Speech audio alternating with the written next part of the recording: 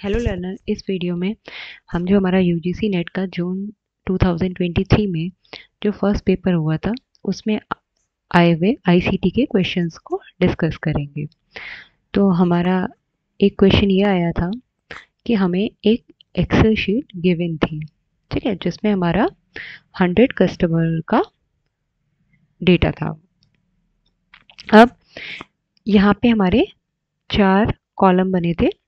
इसमें जो हमारा कॉलम ए था वो क्या रिप्रेजेंट कर रहा था, उनके नेम को रिप्रेजेंट कर रहा था, ठीक है। जो हमारा कॉलम बी था वो हमारे कस्टमर की कैटेगरी को बता रहा था, लाइक वो चाइल्ड है, एडल्ट है या जो भी है। जो हमारा कॉलम सी था वो हमारे पेमेंट की कैटेगरी को बता रहा था। इसमें जो हम जीरो देख रहे हैं वो बता रहा है हमारा डिस्काउंटेड प्राइस को, एंड वन जो हमें बता रहा है वो हमारा फुल प्राइस बता रहा है। और जो हमारा डी कॉलम है वो इंडिकेट क्या कर रहा है, जितना प्राइस कस्टमर को पे करना है, ठीक है। तो अब यहाँ पे हमारा स्टेटमेंट क्या दिया है कि द फॉर्मूला क्या है, हमारा पहला फॉर्मूला काउंट इफ्स और दूसरा क्या है स्टेटमेंट काउंट इफ। तो सबसे पहले तो हम ये देखते हैं ये काउंट इफ्स और काउंट इफ फॉर्मूला करते क्या है। तो काउंट इफ क्या करता है, the count if function counts the number of cell in a range, ठीक है। तो हमारी किसी भी रेंज के अंदर नंबर ऑफ सेल्स को काउंट करता है, ठीक है। और किन सेल को काउंट करता है, जो आपकी एक कंडीशन को मीट करती है खाली। जबकि जो हमारा काउंट इफ्स होता है वो हमारा क्या करता है, किसी भी रेंज में नंबर ऑफ सेल्स को फाइंड आउट करता है, बट कौन सी, जिसमें हम एक से ज़्यादा कंडीशंस भी दे सकते हैं, ठीक। तो अभी हमारा जो है, तो देखिए इसमें काउंट इफ्स C2 से C101, तो ये कहाँ से ले रहा है हमारा सी हमारा कॉलम नेम हो गया, ठीक है। और टू क्या हो गया, हमारी रो हो गई।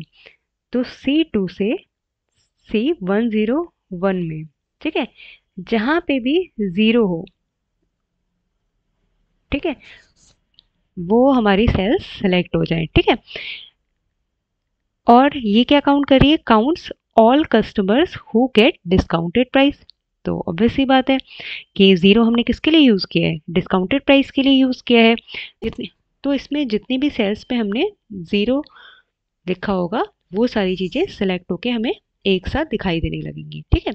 अब हमारा जो दूसरा फॉर्मूला है वो क्या कर रहा है, काउंटिव फंक्शन है। तो काउंटिव क्या करता है, हमारी खाली एक ही कंडीशन को चेक करता है, तो इसमें भी वही कर रहा है। ये हमारी रेंज को सेलेक्ट कर रहा है C2 से C101 तक, और क्या कर रहा है, उन सारे कस्टमर्स को सेलेक्ट कर रहा है जिनको डिस्काउंटेड प्राइस मिला है।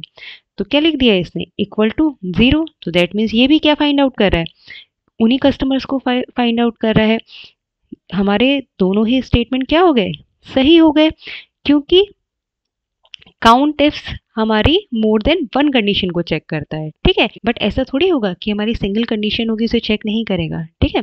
तो इसका आंसर क्या हो जाएगा हमारा, both statement 1 and statement 2 are true. अब आइए हम नेक्स्ट क्वेश्चन को देखते हैं। हमारा नेक्स्ट क्वेश्चन क्या कह रहा है, identify the current sequence of the following computer storage components A to D in the descending order of their access speed. तो हमें एक्सेस स्पीड के उसमें हमें डिसेंडिंग ऑर्डर में लगाना है, ठीक है। डिसेंडिंग ऑर्डर में करने का मतलब क्या होता है, हम सबसे ज़्यादा एक्सेस स्पीड जिसकी होगी, फिर उससे कम, उससे कम, उससे कम, ठीक है। इन्होंने लिखा भी है फ्रॉम फास्टेस्ट टू स्लोएस्ट, ठीक। हमें स्पीड के टर्म में देखना है, एक्सेस स्पीड के, ठीक। तो अब हम यहाँ पे हमारे क्या दिया है, कैश मेमोरी दी है, मेन मेमोरी दी है, मैग्नेटिक डिस्क दी है और सीपीयू रजिस्टर्स दिए हैं, ठीक है। तो देखिए, जो चीज़ हमारे प्रोसेसर के सबसे ज़्यादा पास होती है, ठीक है, तो ऑब्वियस ही बात है हमारे जो प्रोसेसर के सबसे पास होगा, ठीक है, वहाँ की एक्सेस स्पीड क्या होगी, सबसे ज़्यादा होगी। तो जो भी हमारा प्रोसेसर होता है उसके सबसे ज़्यादा पास क्या होते हैं, हमारे रजिस्टर्स होते हैं, ठीक है। तो सबसे ज़्यादा पास हो गए हमारे रजिस्टर। उसके बाद क्या आते हैं, हमारे रजिस्टर के बाद हमारी क्या आ जाएगी, कैश मेमोरी सेकंड नंबर पे। तो अब हो गई हमारी कैश मेमोरी, ठीक है। कैश मेमोरी के बाद क्या जाएगा हमारा मेन मेमोरी। ठीक है, जब भी हम किसी भी प्रोग्राम को ओपन करते हैं तो क्या होता है, हमारा प्रोग्राम क्या होता है, सबसे पहले हमारी सेकेंडरी मेमोरी से लोड होके हमारी मेन मेमोरी में आता है। ठीक, उसके बाद ही हम उस पर वर्क करते हैं। तो उसके बाद क्या जाएगा हमारा मेन मेमोरी। अगर हम मेन मेमोरी की बात करते हैं तो जो हमारा रैम हो गया, रोम हो गया, ये सब हमारे मेन मेमोरी का पार्ट है। और जो हमारी सेकेंडरी मेमोरी होती है उसमें आपकी हार्ड डिस्क आ गई, एसडीडी आ गई, मैग्नेटिक डिस्क आ गई। तो उसके बाद कौन रह गया हमारा सी। तो इसका करेक्ट सीक्वेंस क्या होगा, DABC, फोर्थ हो जाएगा इसका आंसर। उसके बाद हमारा नेक्स्ट क्वेश्चन है, which of the following memory storage device are considered as offline storage. तो हमारी ऑफलाइन स्टोरेज डिवाइसेस क्या होती हैं, offline storage refers to any storage medium that must be physically inserted into a system every time a user wants to access or edit the data। ठीक है, जब हम अपने किसी डेटा को एक्सेस या उस पर एडिट करना चाह रहे हैं, ठीक है, तो हम क्या करते हैं, उसे क्या कर देते हैं, अपने सिस्टम से कनेक्ट कर देते हैं। ठीक है, तब हम उन डिवाइसेस को क्या कहते हैं, ऑफलाइन स्टोरेज डिवाइस। तो देखिए यहाँ पे लिखा भी है, offline storage is generally portable in nature. ठीक है, जब हमें नीड होगी तब हम उसे कनेक्ट करेंगे और यूज कर लेंगे। तो जो हमारी हार्ड डिस्क ड्राइव होती है, अगर देखा जाए तो जब भी हम सिस्टम लेते हैं तो क्या होता है, उसमें हार्ड डिस्क होती है, चाहे कम हो ज़्यादा हो। ठीक है, तो हार्ड डिस्क ड्राइव को तो हम कह नहीं सकते कि हमारा ऑफलाइन स्टोरेज है। ठीक, उसके बाद हम सेकंड पे आते हैं, बी पे। ये क्या हो गया, ब्लू-रे डिस्क। जैसे आपकी सीडी होती है, डीवीडी होती हैं, उसी तरह से आपकी ब्लू-रे डिस्क भी होती हैं। तो ऑब्वियस सी बात है, ये पोर्टेबल होती हैं। उसके बाद डीवीडी सीवीडी, ये भी आपकी पोर्टेबल हो गई। उसके बाद आ गई यूएसबी मेमोरी स्टिक, ये भी आपकी पोर्टेबल हो गई। तो इसका आंसर क्या हो जाएगा, third, B, C and D only. उसके बाद देखते हैं अपना नेक्स्ट क्वेश्चन। अब देखिए ये हमारा क्वेश्चन क्या है, which of the following statement is correct about IoT that can create a smart environment by having an interconnected network of hardware devices, sensors, connectivity and required software। ठीक है, तो इसमें क्या हो जाएगा, अब ये क्या कह रहा है, interconnected network of hardware devices. ठीक है, तो क्या आ जाएगा इसमें, the internet connectivity is not essential for a IoT to set a function. तो इसका आंसर क्या हो जाएगा हमारा 3। नेक्स्ट क्वेश्चन देखते हैं। अब इस क्वेश्चन में क्या दिया है हमें, मैच करने के लिए।